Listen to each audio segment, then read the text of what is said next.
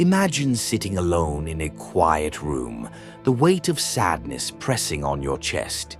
You replay every mistake, every loss, every moment life didn't go as planned. You grip tighter, as if by sheer will you could rewrite the past or force the world to bend to your desires. But here's the truth. Sadness often comes from clinging to what you cannot control, people's actions, unforeseen circumstances, the passage of time.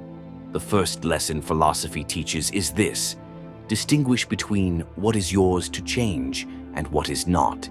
The Stoics called it the dichotomy of control. You cannot command the weather, but you can choose to carry an umbrella. You cannot force love, but you can choose to love yourself. You cannot erase pain, but you can decide how to hold it. When sadness arrives, ask, is this within my power? If not, release the struggle.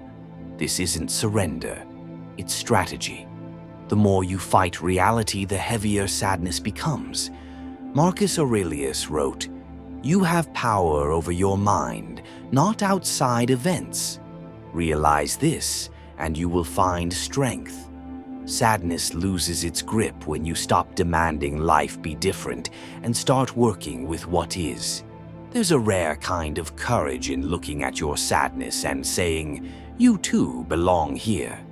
Nietzsche called this amor fati, the love of fate, not just enduring pain, but seeing it as necessary, even transformative. Think of a tree. Its roots grow deeper during storms. Your sorrows, too, are digging wells of resilience you'll drink from later. Sadness strips away illusions. It shows you what matters, who stays, what you're made of. The second lesson? Your lowest moments are not accidents, they're assignments. They're asking you to grow, to shed old skins, to rebuild with stronger materials. The philosopher Epictetus, born a slave, taught, "Difficulty shows what men are." When sadness comes, it's not here to break you, it's here to reveal you. Ask yourself, what is this pain teaching me? Maybe it's showing you where you've been dishonest with yourself, where you've settled, where you need boundaries. Sadness is a ruthless but honest teacher. The quicker you stop resisting its lessons, the sooner you'll see its purpose. Sadness can feel like a tidal wave, overwhelming, all-consuming. But here's the third lesson. You are not your emotions. You are the observer of them. The untouchable mind doesn't suppress sadness. It sits with it, learns from it, then chooses how to respond. Picture this. Two people lose their jobs. One spirals into self-pity, the other asks, "What's next?" The difference isn't the pain, it's the perspective. Emotional mastery isn't about never feeling sad. It's about not letting sadness dictate your actions. The Stoics practiced prosouche, attention to the present moment, to catch emotions before they hijacked reason. When sadness comes, pause. Don't react, breathe. Name it. This is grief. This is disappointment. Question it. Is this helping or hurting me? Choose. I will feel this, but I won't drown in it. Sadness, like fire, can warm or destroy. The choice is yours. Every great philosopher, from Seneca to Kierkegaard, spoke of suffering as a catalyst. The fourth lesson. Sadness is raw material. What you build with it is up to you. Consider the Japanese art of kintsugi, where broken pottery is repaired with gold. The cracks aren't hidden, they're highlighted. Your sorrows, too, can become the places where you shine brightest. Viktor Frankl, a Holocaust survivor, wrote, "When we are no longer able to change a situation, we are challenged to change ourselves. Ask, what can I create from this pain? Art, wisdom, empathy. Who can I become because of it? Stronger, kinder, wiser. How can I use this to serve others? Your scars can guide someone else's healing. Sadness isn't the end, it's the beginning of a deeper story. The final lesson is the hardest and most liberating. Sadness can touch you, but it doesn't have to define you. The invincible self isn't the one who never falls, it's the one who rises each time, lighter, quieter, unshaken. Marcus Aurelius wrote, "The obstacle is the way. Your sadness isn't a detour, it's the path. Walk through it. Not as a victim, but as a student. Not with resentment, but with curiosity. What else can I learn here? When the weight feels unbearable, remember, you've survived every bad day so far. This too will pass. Not because time heals, but because you do. You are not alone. Every human who ever lived has tasted sorrow. The sun doesn't apologize for setting, knowing it will rise again. Neither should you. Sadness often lingers because we clutch what no longer serves us, a relationship, an old identity, a dream that has run its course. The sixth lesson. Sometimes sadness isn't a problem to solve, but a hand pulling you toward necessary endings. The Buddha taught that suffering stems from attachment. Imagine holding a burning coal to punish someone else. You're the one who gets burned. Clinging to what's gone is the same. The pain isn't in the loss, it's in your refusal to let go. Ask yourself, what am I holding on to that's already gone? What would freedom look like if I released it? Is this sadness a signpost, not a prison? Letting go isn't forgetting, it's making space for what's coming. As the philosopher Alan Watts said, the only way to make sense out of change is to plunge into it, move with it, and join the dance. The seventh lesson is rooted in nature. Everything changes, including sorrow. The ancient Greeks called this pante rei. All flows. The sadness you feel today is not the sadness you'll feel tomorrow. Observe a river.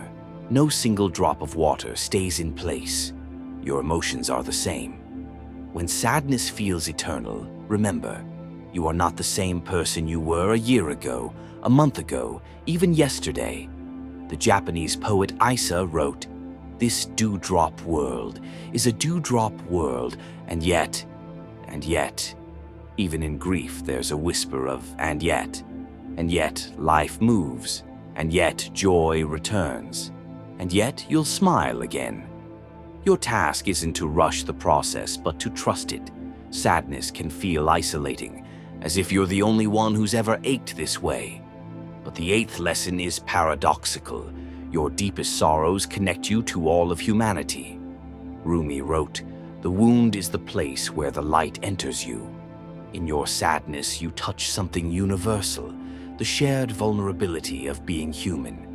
Every person you admire has carried this weight. Every stranger on the street has a hidden sorrow. When you feel alone in your pain, read the letters of Seneca, who consoled others while exiled. Study the journals of Frida Kahlo, who painted her suffering into art. Listen to the music of Beethoven, who composed symphonies while going deaf. Your sadness isn't a barrier, it's a bridge. Walk across it. The ninth lesson is radical. Joy is not the absence of sadness, it's a decision made despite it. The Stoics practiced premeditatio malorum, anticipating hardship, not to dwell on pain, but to savor the present. Nietzsche's famous words, "He who has a why to live can bear almost any how." Even in sorrow, there are pockets of why, a sunrise, a friend's laughter, a book that feels like a hand reaching out. Try this. Name one small thing that still brings you warmth, e.g., coffee in the morning, a dog's wagging tail. Do it deliberately, as an act of defiance against despair. Repeat. Joy is a muscle. Sadness may visit, but it doesn't get to dictate how you live. The 10th lesson is the summation. Your sorrows are not your tomb, they're your roots. A seed must break open to become a tree. Your darkest moments are where your wisdom takes hold. The philosopher Kierkegaard said, "Life can only be understood backwards, but it must be lived forwards." One day you'll look back and see how your sadness shaped you, how it taught you compassion, resilience, the fleeting beauty of ordinary moments. Ask yourself now, What if this pain is preparing me for something I can't yet see? Who might I help one day because I've been here? How can I honor this sadness without letting it rule me? You are not broken. You are becoming. When sadness wraps itself around your days like a heavy cloak, remember this.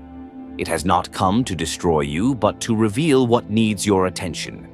Like an unread letter buried in the drawer of your soul, waiting for your hands to unfold it, for your eyes to trace its words, for your heart to understand its message, because sadness is not a sign of failure, but a signal of depth, a proof that you have loved, hoped, and dared greatly enough to feel the weight of their absence. And in this ache lies an invitation to listen closer to the parts of you that have been whispering while the world was shouting, the parts that know loss is not the opposite of meaning, but its companion, that every tear carries the fingerprints of what once mattered, and in honoring that, you honor yourself. There's a temptation to outrun sadness, to fill the silence with noise, the emptiness with distractions, the void with anything that might drown out its voice. But here's what the philosophers of old knew. Sadness cannot be escaped, only endured, and in that endurance lies its undoing, because when you stop fleeing and turn to face it, you find it is not the monster you feared, but a shadow that shrinks in the light of your attention, a wave that crashes but cannot drag you under unless you fight it. And so the bravest thing you can do is to sit with it, not as a prisoner in its cell, but as a witness to its passing, knowing that storms do not last, that even the heaviest clouds are moved by winds you cannot see, and that your stillness is not surrender, but a quiet rebellion against the lie that sadness is forever. Every culture has its myths of transformation, of turning base metals into treasure, and so it is with sadness, which is not a dead end but a crucible, a place where the raw materials of your life are tested and reshaped, where what was fragile emerges stronger, where what was unexamined becomes clear, because sadness strips away the trivial and leaves only the essential, like a fire that burns away the underbrush so the forest can breathe. And in its aftermath, you find yourself lighter, not because the pain is gone, but because you have learned to carry it differently, to see it not as a burden, but as a compass, pointing you toward what truly matters, toward the people who stay, the passions that endure, the truths that hold you upright when the world tilts. And this is the alchemy no one tells you about.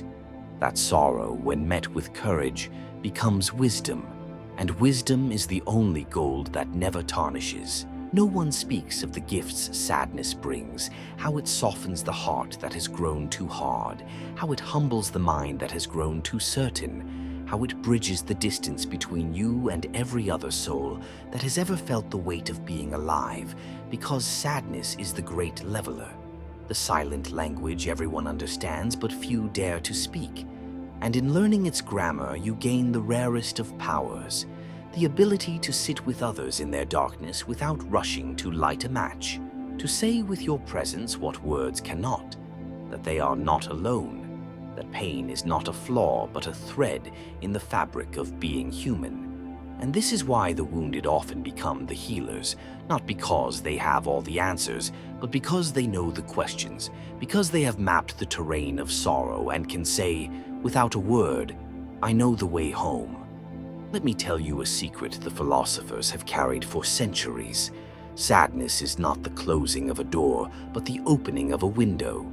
A shift in perspective that lets in a light you would not have seen otherwise. A light that shows you who you are when the performances end, when the masks fall away, when you are left with nothing but your own unadorned heart. And in that raw and honest place you discover something astonishing. That you are still here, still breathing, still capable of finding beauty in the broken, meaning in the mess, joy in the jagged edges of life, because sadness does not define you unless you let it. And the choice, always the choice, is yours to make, not once but every day, to say, this is not the end of me, to rise, not despite the sorrow but because of it, to walk forward, not as a shadow of who you were, but as the architect of who you will become. And in that becoming lies the truest answer to the question sadness asks, that you are more than what hurts you, that you are and always will be the author of your own story.